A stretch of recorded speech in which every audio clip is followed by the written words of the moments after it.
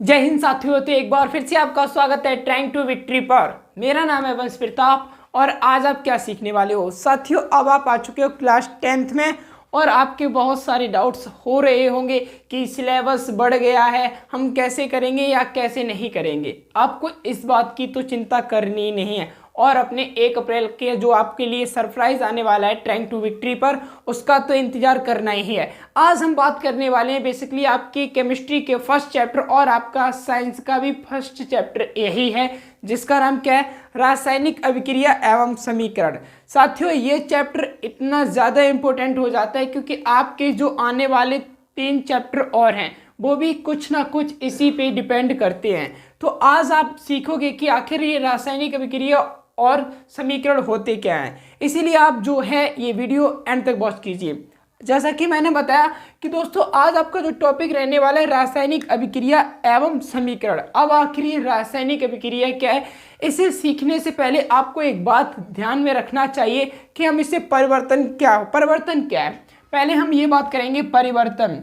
आपने दोस्तों पिछली कक्षाओं में अब पढ़ा होगा परिवर्तन के बारे में कि एक भौतिक परिवर्तन और रासायनिक परिवर्तन होते हैं, जिसमें से आपने देखा दोस्तों, आप किताब के उदाहरण मत देखिए कि दूध से दही बनना वगैरह वगैरह। आप देखिए क्या आप में परिवर्तन हुआ है। जब साथियों किसी टाइम आप क्लास फर्स्ट में थे, आज आप क्लास 10th में आ गए हो तो आप में परिवर्तन हुआ है। चलो ये परिवर्तन तो मैंने गौर नहीं किया, अच्छा अब ऐसा परिवर्तन दिखा दो जो मैं अपनी आंखों से अभी देख पाऊँ। अच्छा ठीक है, देखो आपके माता पिता ने आपके बचपन में आपकी फ़ोटो तो खींची ही होगी या खिंचवाई ही होगी। अब आप उस फोटो को देखो और वर्तमान में अपनी फ़ोटो को देखो, तब आपको लगेगा ये तो परिवर्तन हुआ है। तो दोस्तों आखिर परिवर्तन अभी आपने कैसे देखा, आपने देखकर बता दिया, यानी फिजिकल अवस्था में बता दिया। ठीक इसी प्रकार अब आप समझने ये जा रहे हो कि आखिर हम परिवर्तन को किस किस हिसाब से समझ सकते हैं, क्योंकि ये भी बहुत ज़रूरी है। तब आप देखते हो कि दोस्तों आपके परिवर्तन के यहाँ पर आपको 2 प्रकार देखने को मिलेंगे। पहला प्रकार होता है भौतिक परिवर्तन। पहला क्या है, भौतिक परिवर्तन। पहला दिखेगा आपको भौतिक परिवर्तन। क्या दिखेगा, भौतिक परिवर्तन। अब भौतिक परिवर्तन क्या समझते हैं, इसमें क्या होता है दोस्तों, अवस्था देखने को मिलेगी आपको, अवस्था, द्रव्य की अवस्था। अब द्रव्य क्या होता है या पदार्थ क्या होता है, आपने क्लास 9th में अगर मक्कारी नहीं की हो तो आप जब पढ़ते हो पदार्थ के बारे में, क्या पदार्थ के बारे में, तो पदार्थ की कितनी अवस्थाएं होती हैं, 3 अवस्थाएं, ठोस, द्रव, गैस। तो आप भौतिक परिवर्तन में क्या देखोगे, अवस्था चेंज हो रही होगी। क्या हो रही होगी, अवस्था चेंज हो रही होगी। और आप ये समझ लीजिए भौतिक परिवर्तन वह परिवर्तन है, साधारण शब्दों में आपको अगर समझाया जाए तो बहुत ज़्यादा आसान हो जाएगा कि भौतिक परिवर्तन वह परिवर्तन है जिसमें नया पदार्थ बनता, नया पदार्थ, भौतिक परिवर्तन में नया पदार्थ नहीं बनेगा। नया पदार्थ क्या होगा साथियों, नहीं बनेगा। यानी भौतिक परिवर्तन आपका वह परिवर्तन है जिसमें नए पदार्थ का निर्माण नहीं होगा। अब ये क्या बता रहे हो, मुझे तो समझ में ही नहीं आ रहा। अच्छा आपने ये तो समझ लिया था कि परिवर्तन कैसे, कि पहले आप मासूम सी दिख रही थी आपकी फ़ोटो, अब आप थोड़े अच्छे लगने लगे या पहले से भी बेकार लगने लगे या कैसे भी नहीं लग रहे हो। तो आपने ये तो देख लिया कि परिवर्तन हुआ है। अब आप ये समझ नहीं पा रहे हो कि नया पदार्थ कैसे बना, ये कैसा परिवर्तन है। सपोज दैट साथियों आप एक समझिए, मैं आपको एक भौतिक परिवर्तन का उदाहरण दे रहा हूँ। जैसे कि ये कागज़ है, बहुत सारे एग्जाम्पल देखोगे आप, ये क्या है, कागज़। और अभी जब आप ये कागज़ देखोगे तो आप देख पा रहे होगे दोस्तों ये आयताकार है, आयताकार है बिल्कुल, क्योंकि इसकी लंबाई चौड़ाई समान है। अब देखोगे दोस्तों आयताकार है, अब मैंने इसको क्या कर दिया, इसका आकार चेंज कर देता हूँ। देखिए अब इसका आकार क्या हो गया साथियों, चेंज हो गया। अब इस पेज का आकार जो है वो चेंज हो गया और लगभग त्रिभुजा आकार का हो गया, 3 त्रिभुज के आकार का हो गया। यानी पहले ये आयताकार था, पहले क्या था, आयताकार, अब क्या हो गया, त्रिभुज के आकार का हो गया। मैं आपसे पूछूं क्या परिवर्तन हुआ है, आप कहोगे बिल्कुल हुआ है, क्योंकि पहले कोई जो वस्तु थी, जो ऑब्जेक्ट था, वो आपके पास एक आयताकार था और जो अब आपके पास ऑब्जेक्ट है वो कैसा हो गया, त्रिभुज के आकार का हो गया। अब आप ये बताइए कि अभी तो आपने ये कहा था कि ये नया पदार्थ का क्या कॉन्सेप्ट रहने वाला है, तो यही महत्वपूर्ण भूमिका निभाता है किसमें, भौतिक परिवर्तन में। कैसे, देखिए आप ये बताइए, ये कागज पहले आयताकार था, अब यही कागज क्या हो गया, त्रिभुजाकार। ऐसा तो है नहीं इस कागज के रसगुल्ले बन गए हों या कुछ और बन गया हो, नहीं बना है। क्या कि जो कागज था भाई साहब कागज ही था और परिवर्तन भी हो गया। तो इसीलिए हमने कहा था कि जो भौतिक परिवर्तन होंगे उसमें नया पदार्थ नहीं बनेगा, नया पदार्थ नहीं बनेगा। समझ रहे हो ना, बिल्कुल ठीक है। अब देखो, अब दोस्तों इसी प्रकार मैं इस कागज को इस प्रकार से कर दूं तो अभी परिवर्तन हुआ है। अब ये क्या हो गया, गोल हो गया, लेकिन कोई नया पदार्थ बना नहीं। कागज का कागज ही है, नया पदार्थ नहीं बन रहा है, पर परिवर्तन हो रहा है। इसीलिए ये कौन सा परिवर्तन है, भौतिक परिवर्तन है। कौन सा परिवर्तन है, भौतिक परिवर्तन है। अभी आप कह रहे थे कि भाई ये क्या लिखा था आपने, अवस्था। अब आपने देख लिया कि जो भाई साहब आपकी अवस्थाएं थी द्रव्य की, क्या थी, ठोस। एक अवस्था थी ठोस, दूसरा था द्रव और एक था गैस। इसका भी एक एग्जाम्पल लेते हैं। देखिए इसका एग्जाम्पल कैसे समझ सकते हो साथियों, आपके लिए डेली अब जो गर्मियां आ रही हैं तो आप पानी तो पियोगे, कहीं फ्रीज में निकालोगे, कहीं फ्रीज में रखोगे। तो अब आपको पता है कि जो आपका जल होता है H2O, जल का सूत्र क्या होता है साथियों, H2O होता है। और अभी ये बर्फ है। अब ऐसा तो नहीं दूध की बर्फ बनती हो, मतलब दूध की बर्फ तो बनती है, पर यहाँ पर जल की बात चल रही है। किसकी, जल की बात। तो अभी हमने इस जल को फ्रीज में रख दिया और ये सॉलिड अवस्था में आ गया। जल सॉलिड अवस्था में कब आएगा, जब वो बर्फ बन गया हो। तो दोस्तों सॉलिड यानी हम इसको ऐसे प्रदर्शित कर रहे हैं, किससे, ऐसे। अब ये जो जल है अभी आपका सॉलिड है, और सॉलिड का मतलब ये अभी आपका बर्फ है। क्या है, बर्फ के रूप में ये जल है।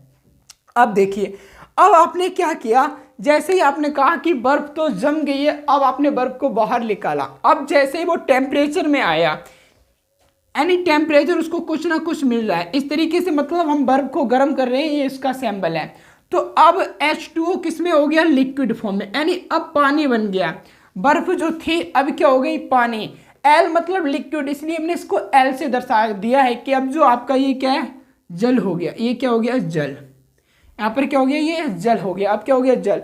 इसी प्रकार फिर से जब हमने किया तब ये बन गया जल वाष्प। तब ये क्या बन गया, जल वाष्प, यानी गैस बता दिया। क्या हो गया, जल वाष्प। ये क्या हो गया, जल वाष्प। जब इसको आप और ज्यादा गर्म करोगे तो आपने देखा होगा भाप के रूप में जल निष्कासित होने लगता है, नहीं निकलने लगता है। अब आप ये बताइए, ऐसा तो था ही नहीं यहाँ पर H2O की जगह CO2 हो गया हो। मतलब हमेशा आप कोई सी भी अवस्था चेंज हो रही है आपकी, पर आपको एक चीज देखने को ये मिल रही है, वो क्या, कि यहाँ पर H2O ही रहा। और हमने अभी क्या पढ़ा था कि नया पदार्थ नहीं बनेगा, नया पदार्थ नहीं बनेगा। अब जब साथियों नया पदार्थ नहीं बना है, इसका मतलब ये हो जाता है कि हमारा कौन सा परिवर्तन है, भौतिक परिवर्तन है। कौन सा परिवर्तन है, भौतिक परिवर्तन है। ये बात आपको समझ में आ गई होगी कि आखिर आपके भौतिक परिवर्तन क्या क्या कॉन्सेप्ट रहने वाला है।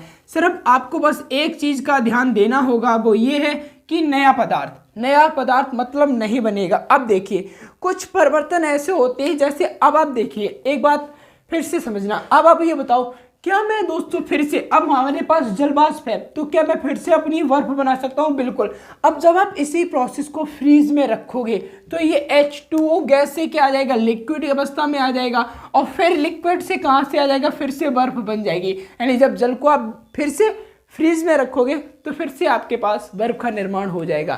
यानी जो दोस्तों आ भी जा रहा है, मतलब परिवर्तन होने के बाद अपनी स्थिति में आ सकता है। एक बार देखिए, जैसे कि आपने ये कागज देखा था, फिर देखिए अब मैं इस कागज को फिर से ठीक कर दूं। अगर मैं इस कागज को फिर से ठीक कर दूं तो यानी जो भौतिक परिवर्तन था वो क्या हो गया, फिर वैसा ही हो गया, मतलब अपनी स्थिति में आ जा रहा है। अब जो दोस्तों अपनी स्थिति में वापस आ जा रहा है, इसका मतलब होता है रिवर्सिबल नेचर के हैं ये। रिवर्सिबल नेचर का मतलब ये होता है ये उत्क्रमणीय प्रक्रम के हैं। कौन से प्रक्रम के, उत्क्रमणीय। देखिए कौन से प्रक्रम के हैं, उत्क्रमणीय प्रक्रम, यानी प्रक्रम के हैं, उत्क्रमणीय प्रक्रम। उत्क्रमणीय प्रक्रम ये हो सकता है, आप ऐसे समझ लो कि दोस्तों ये क्या हो जाए, परिवर्तन होने के पश्चात पहले जैसी वस्तु में फिर से रूपांतरित हो सकता है। जैसे मैंने इस मार्कर का कैप को निकाल दिया, परिवर्तन हुआ है, पर एक ही चीज थी, फिर से लगा दिया, यानी ये परिवर्तन कैसा हो रहा है, अपनी स्थिति में आ जा रहा है।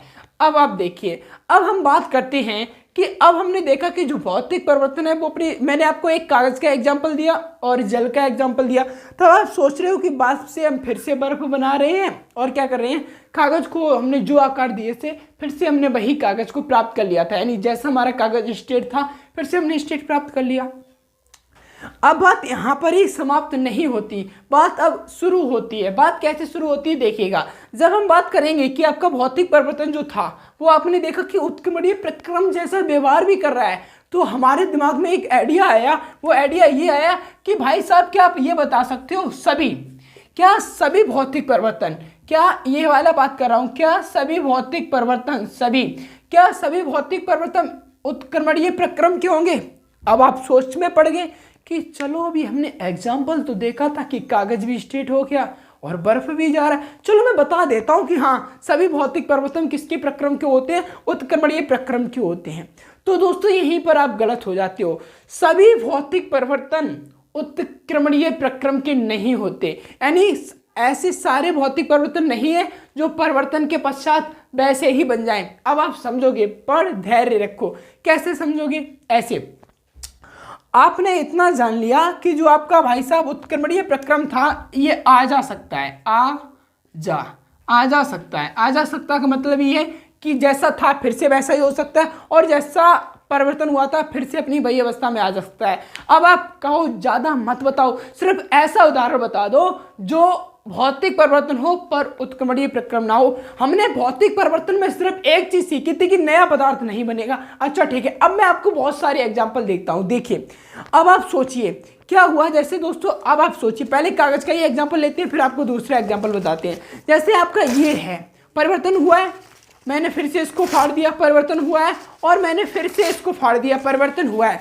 अब आप ये बता दीजिए कि हमने कागज के इतने टुकड़े कर दिए, कागज के रसगुल्ले अभी भी नहीं बने, छेने भी नहीं बने, कागज का कागज ही रहा, नया पदार्थ नहीं बना है, अर्थात ये भौतिक परिवर्तन है। पर समझने वाली बात ये है कि अब हमने उत्क्रमणीय प्रकृति के क्या देखे थे, जो अपनी स्थिति में आ जा सकते हैं। पर क्या अब मैंने ये कागज को फाड़ दिया है, जैसे आप देख सकते हो ये कागज फट चुका है, क्या हम वैसे ही फिर से वही आयताकार अपना कागज प्राप्त कर सकते हैं? तो आपका जवाब है बिल्कुल नहीं कर सकते, क्योंकि हम अब कई सारे लोग सोचेंगे नहीं टैप से, तो दोस्तों इसमें टैप के परमाणु आ जाएंगे, मतलब नहीं कर सकते हो, आप इतना समझ लो। तो वैसा ही कागज प्राप्त नहीं कर सकते हो। तो आपने देखा कि जो कागज का फटना है, क्या दोस्तों कागज का फाड़ना या कागज का काटना, कागज को काटना, ये आपका क्या है साथियों, ये आपका भौतिक परिवर्तन नहीं है, ये आपका क्या, सॉरी, ये आपका उत्क्रमणीय प्रक्रम का नहीं है, पर भौतिक परिवर्तन है, क्योंकि कागज को काटने के बाद भी कागज ही रहा, रसगुल्ले नहीं बने थे, इसीलिए कौन सा परिवर्तन है, भौतिक परिवर्तन है, लेकिन उत्क्रमणीय प्रक्रम नहीं है, उत्क्रमणीय प्रक्रम नहीं है। बोलो ये बात आपको समझ में आ गई? तो आप ये याद रखना, क्वेश्चन पूछा जा सकता है अगर अच्छे लेवल का पेपर बनता है कि उत्क्रमणीय और भौतिक परिवर्तन में क्या कोई अंतर है। सामान्यतः सारे भौतिक परिवर्तन, सामान्यतः भौतिक परिवर्तन उत्क्रमणीय प्रक्रम के होते हैं, लेकिन बात की जाए सभी भौतिक परिवर्तन उत्क्रमणीय प्रकृति के नहीं होते हैं। अब देखिए, जैसे सपोज दैट आपके पास एक ट्री है, अब ये पेड़ है साथियों, हमने इसको यहां से काट दिया, क्या किया, काट दिया, फर्नीचर बनवा लिया। अब दोस्तों पेड़ मतलब लकड़ी को काटा, सपोज दैट अभी हम इसको लकड़ी को मान लेते हैं, अब लकड़ी जो थी वो लकड़ी ही रही, पर साथियों आप देखोगे कि अब क्या दोबारा आप वैसे ही पेड़ को खड़ा कर सकते हो? नहीं कर पाओगे। तो इसका मतलब क्या हो गया कि भाई साहब भौतिक परिवर्तन तो था, क्योंकि लकड़ी की लकड़ी ही रही, दूसरा पदार्थ नहीं बना, परंतु हम उसे पहले ऐसा पेड़ नहीं बना सकते, इसीलिए उत्क्रमणीय प्रक्रम का नहीं है, उत्क्रमणीय प्रक्रम का नहीं है। एक और समझो, अब आपने देखा कि मेरे पास क्या है साथियों, ये टैप है।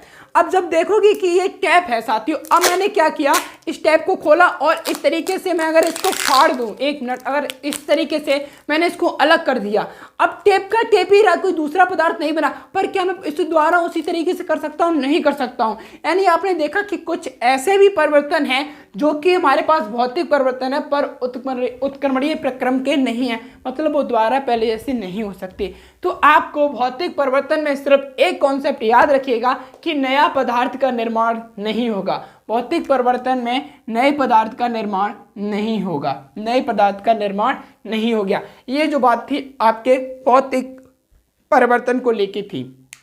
अब बात आती है क्या हम रासायनिक परिवर्तन, कौन सा परिवर्तन, रासायनिक परिवर्तन। अब ये रासायनिक परिवर्तन कौन से खेत की मूली है उसे देखते हैं। तो हमारा सेकंड परिवर्तन आ जाता है रासायनिक परिवर्तन। आज की वीडियो में सिर्फ आपको परिचय देखने को मिलेगा, मजा तो आएगा जब नेक्स्ट वीडियो में आप ये सब सारे कॉन्सेप्ट सीख चुके होंगे।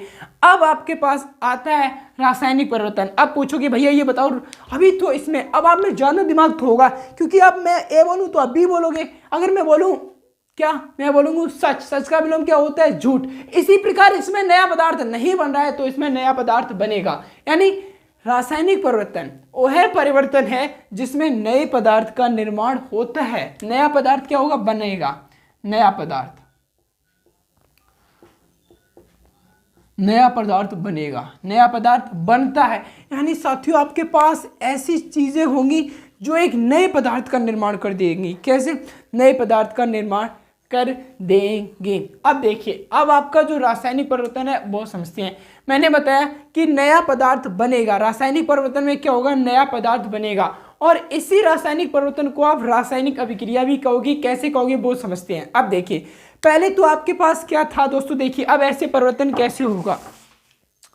पहले हम बहुत सा सिंपल सा एग्जांपल समझते हैं जो आप अपनी डेली लाइफ में यूज भी करते हो। कैसे, आपके पास दोस्तों पहले तो दूध था, आपको दूध गर्म किया गया, अब उस दूध का बन गया क्या, मट्ठा। मतलब पहले दही बना, दही से मट्ठा, मट्ठा से घी।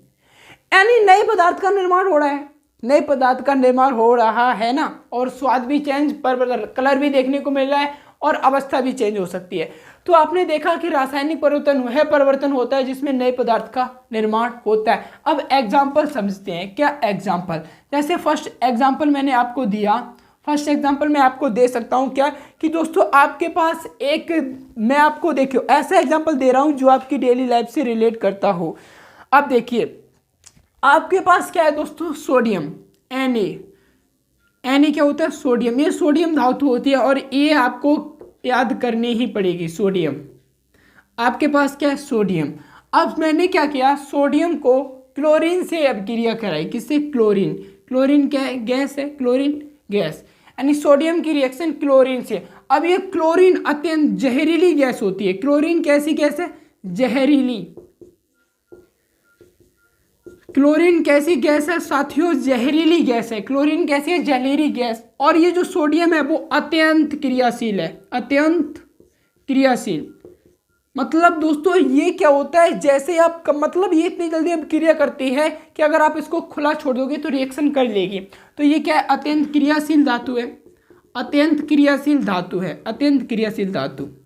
अब एक बहुत जहरीली गैस है और एक अत्यंत क्रियाशील धातु है, और ये मिलकर क्या बनाते हैं, NaCl, NaCl यानी सोडियम क्लोराइड। ये क्या है, सोडियम क्लोराइड। ये क्या है, सोडियम क्लोराइड। सोडियम क्लोराइड क्या होता है, सोडियम क्लोराइड। अब आपको इसको हम क्या बोलते हैं, साधारण नमक भी बोलते हैं। सोडियम क्लोराइड को क्या बोलते हैं, साधारण नमक। सोडियम क्लोराइड को आप क्या बोल रहे हो, साधारण नमक। यानी ये क्या हुआ, हमारे पास एक जहरीली गैस थी और एक अत्यंत क्रियाशील गैस थी।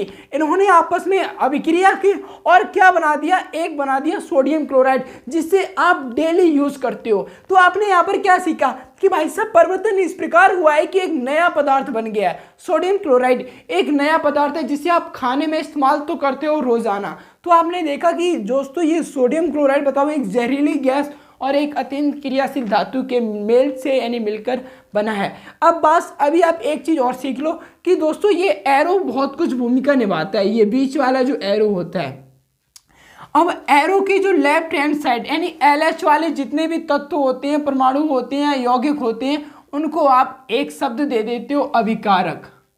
उनको आप क्या कहते हो, अभिकारक।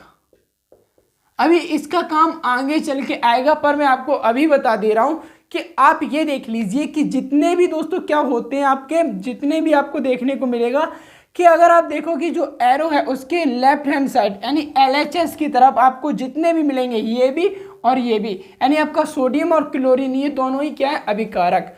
और एरो के जो RHS यानी सीधे हाथ की तरफ बोले तो राइट हैंड साइड की तरफ होता है, वो आपका क्या होता है, अभिकारक। यानी यहाँ पर जो आपका साधारण नमक यानी सोडियम क्लोराइड बना है वो क्या है, आपका उत्पाद है। वो क्या है दोस्तों, उत्पाद। उसको क्या बोलोगे आप, उत्पाद। यानी एरो के LHS तरफ आपको देखने को मिलेगा अभिकारक और एरो के RHS तरफ आपको देखने को मिलेगा क्या, उत्पाद। क्या मिलेगा, उत्पाद। अब देखिए एक एग्जाम्पल और बताओ कि उसके बिना तो आपकी लाइफ अधूरी हो जाएगी। तो सेकंड एग्जाम्पल समझो। अभी आपने सोडियम क्लोराइड का देख लिया। अब दोस्तों आपने सुना होगा कि आपके पास एक हाइड्रोजन गैस, यानी एक बहुत ही ईंधन गैस है, इसका इस्तेमाल ईंधन के तौर पर किया जाता है। और एक होती है ऑक्सीजन गैस, ये जलने में सहायक, ये बहुत ही ज्वलनशील गैस। और ये जलने में सहायक मतलब आग में घी डालने का काम करेगा ऑक्सीजन। ये क्या है, हाइड्रोजन। ये हो गया हाइड्रोजन, ये क्या है, हाइड्रोजन गैस है। अब ये क्या, आपकी ऑक्सीजन जो कि जलने में बहुत सहायक है, ये क्या थी, अत्यंत ज्वलनशील गैस है, ज्वलनशील। और ये क्या है, जलने में सहायक मतलब आग में जब आप घी डालोगे तो आग और तेज जलेगी, उसी प्रकार ये ऑक्सीजन भूमिका निभाता है। और ये दोनों गैस मिलकर वो चीज़ बना देती हैं जो हमारी लाइफ के लिए बहुत महत्वपूर्ण है, दैट इज H2O। क्या, जल। क्या बना दिया, जल। अब आप देखोगे कि हमारे पास जल का निर्माण हो गया, किसका, यानी दो गैस आपस में मिली और एक नए पदार्थ का निर्माण इस तरीके से कर दिया कि नया पदार्थ बना दिया। क्या कर दिया, एक नया पदार्थ बना दिया। अब जो ये है एक नया पदार्थ, यही तो आपका, इसी कारण ये कौन सा परिवर्तन हो गया, रासायनिक परिवर्तन हो गया। कौन सा परिवर्तन हो गया, रासायनिक परिवर्तन। यहाँ तक कि जब आप महत्वपूर्ण भूमिका समझ चुके थे तब मैंने ही आपको सिखाया था कि जो रासायनिक परिवर्तन होगा उसमें नया पदार्थ बनेगा, रासायनिक परिवर्तन में नया पदार्थ बनेगा। और हमारे पास जो जल निकल के आया है जो कि जो ज्वलनशील गैसों से आया है, वो क्या है, जल। और जल को आप डेली पीते हो। तो आपने समझा कि भाई साहब जो भी हमारे पास रासायनिक परिवर्तन हो रहा है वो कैसा हो रहा है, नया पदार्थ बन रहा है। ठीक है, अब देखिए, अब आप सोच रहे होंगे, आपका खुरापाती माइंड ये सोच रहा होगा कि भौतिक परिवर्तन में एक कॉन्सेप्ट था उत्क्रमणीय प्रक्रम। क्या हम इसमें जल से, यानी मेरे पास जल है, आपने गिलास में जल लिया और आपने सोचा कि आज मैं साइंटिस्ट बनूंगा, हाइड्रोजन को इधर फेंक दिया, ऑक्सीजन को इधर फेंक दिया। क्या ये पॉसिबल है? आपने सोचा कि हमारे पास नमक है और वंश ने हमें बताया था कि सोडियम भी होता है, क्लोरीन होता है। मैं बात क्यों मानी, यानी आप मेरी बात क्यों माने? तो आपने नमक लिया और ये कहा चलो हम इसको देखते हैं इस तरीके से कि इसमें क्लोरीन किधर है, सोडियम किधर है। तो क्या आप अलग कर सकते हो? आप कहोगे कि मैंने तो बहुत प्रयास किया पर अलग नहीं हुआ और होगा भी नहीं। क्यों? कि जो आपके रासायनिक परिवर्तन होते हैं वो उत्क्रमणीय प्रक्रम के ना होकर अनुत्क्रमणीय प्रक्रम के होते हैं, यानी इररिवर्सिबल नेचर। कौन से प्रक्रम के होते हैं? अनुत्क्रमणीय प्रक्रम। अब आप समझ लो उत्क्रमणीय प्रक्रम क्या था, जो अपनी स्थिति में आ जा सकता है। अनुत्क्रमणीय परिवर्तन क्या हो गया, जो अपनी स्थिति में आ जा नहीं सकता। जैसे आपको एक बार क्रोध आ गया, आपने सोचा कि मेरे पास घी था और हमने सुना है कि घी किससे बनता है, दूध से मिलता है। तो आपने क्या किया, घी का पहले बना दिया दही, दही से फिर बनाया मट्ठा, मट्ठा से फिर बना दिया दूध। क्या ये पॉसिबल है? नहीं है। यानी रासायनिक परिवर्तन वह परिवर्तन हो जाता है जिसमें नया पदार्थ बनने के बाद पुराना पदार्थ आप प्राप्त नहीं कर पाओगे, आप पुराना पदार्थ प्राप्त नहीं कर पाओगे। तो आई होप दोस्तों आपको ये वाला भी एग्जांपल समझ में आ गया होगा। अब देखिए तीसरा एग्जांपल देखते हैं। आपके पास कार्बन है, कार्बन कैसे सॉलिड अवस्था में होता है। अभी ये इस चीज़ पे मत जाओ, मैं आपको जब रासायनिक अभिक्रियाओं के प्रकार बताऊंगा तो ये सारे सैंपल भी बताऊंगा। तो आप अभी ये समझिए आपके पास कार्बन है। कार्बन क्या है? पदार्थ, मतलब आपके कार्बन है आपके पास और आपने क्या किया, ऑक्सीजन बहन से इसका क्या किया, रिएक्शन। अब आपको पता है ऑक्सीजन किसका काम करती है, आग में घी डालने का। मतलब अब ये कार्बन जलने वाला है। कार्बन मतलब ये है कि दोस्तों ये कागज है, इसमें कार्बन उपस्थित है। अब मैं इसको अगर जला दूं तो क्या हो जाएगा, राख हो जाएगा। और जो राख होती है उसी को आप कहते हो carbon dioxide gas, CO2 gas. ये क्या बना दिया, कार्बन डाइऑक्साइड गैस बना दी। इसने क्या बना दी, कार्बन डाइऑक्साइड। अब मैं आपसे पूछूं कि कार्बन और ऑक्सीजन क्या है, क्योंकि ये एरो के LHS हैं तो ये क्या हो गया आपके अभिकारक। ये क्या हो गए अभिकारक, और जो आपका ऑक्सीजन कार्बन डाइऑक्साइड बना है ये क्या हो गया आपका उत्पाद। ये क्या हो गया उत्पाद। ये क्या है कार्बन डाइऑक्साइड गैस। ये क्या है कार्बन डाइऑक्साइड गैस। तो आई होप दोस्तों आज आपने सिर्फ इतना सीख लिया है कि भौतिक परिवर्तन क्या था, रासायनिक परिवर्तन क्या था। ये वीडियो सिर्फ इंट्रोडक्शन के लिए इसलिए थी कि अब आप ये जान लो भौतिक परिवर्तन क्या है, रासायनिक परिवर्तन क्या है। नेक्स्ट वीडियो में जब आप सीखोगे तो आप ये देखोगे कि रासायनिक अभिक्रियाओं के बहुत सारे प्रकार हैं जिनमें आप बहुत सारा मजा लेने वाले हो और आपकी केमिस्ट्री ओपी लेवल की होने वाली है। आई होप दोस्तों आज का वीडियो आपको बहुत ही ज़्यादा समझ में आया होगा। मिलेंगे आपको नेक्स्ट वीडियो में। जय हिंद, वंदे मातरम।